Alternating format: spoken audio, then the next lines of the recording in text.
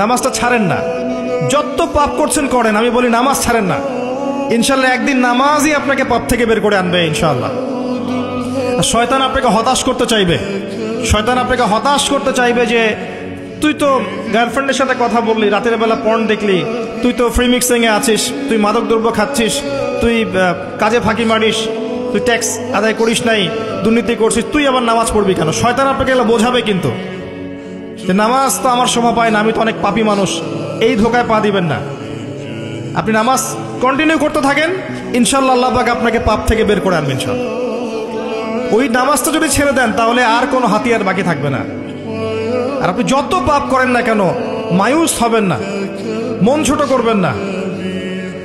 আপনার একটা সেজদা, যে সেজদা আপনি চোখের পানি ঢেলে দিয়েছেন আল্লাহর কাছে যে আল্লাহ আমার ভুলগুলো তুমি মাফ করে দাও, আমার তওবা তুমি কবুল করো, ইনশাল্লাহ দেখবেন ওই একটা সেজদা যদি কবুল হয়ে যায় আল্লাহ পাক আপনার সব গুনাহ মাফ করে দিবেন ইনশাল্লাহ।